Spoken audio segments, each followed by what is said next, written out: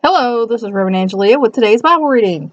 I got my table back. All is nice and warm enough for the plants to go back outside, my little guys.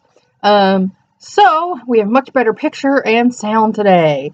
And hopefully you don't have to hear all the radios or video games or whatever's going on in the house while I'm doing this.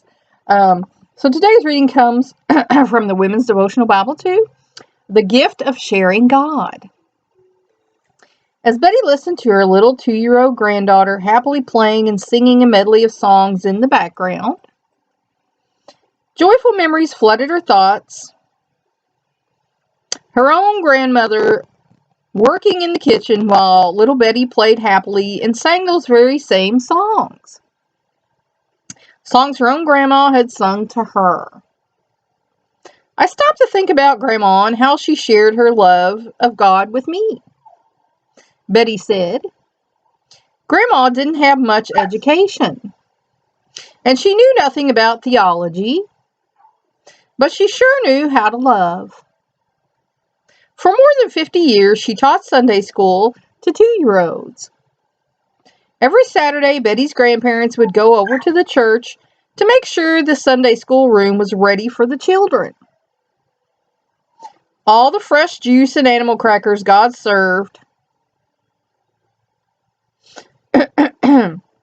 the special little things she always had ready to illustrate the Bible story, construction paper flowers, with the words, He careth for you, carefully printed and by hand. And my grandma actually taught Sunday school and had these activities, at her house that we used to do, and we kids love that.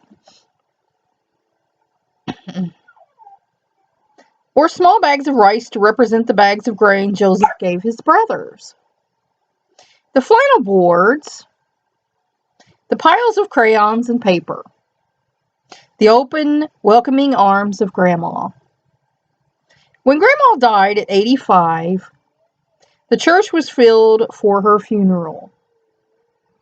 Betty recalls, many stood to pay tribute to her living demonstration of God's love.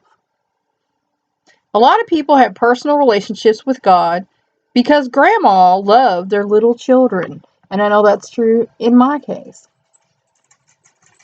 Betty never recalls her grandmother preaching about God.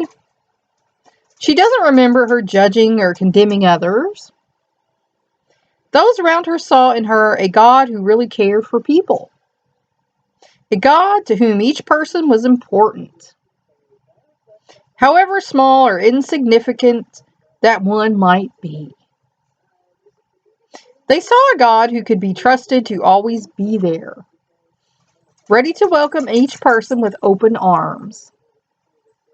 Hers was a simple faith, a childlike faith, really, Betty said. Yet I wonder if Grandma, in all her simplicity, wasn't a more effective evangelist than the world's greatest preachers. And that's by Jan Stoop and Betty Southard. That's all for now. Until next time.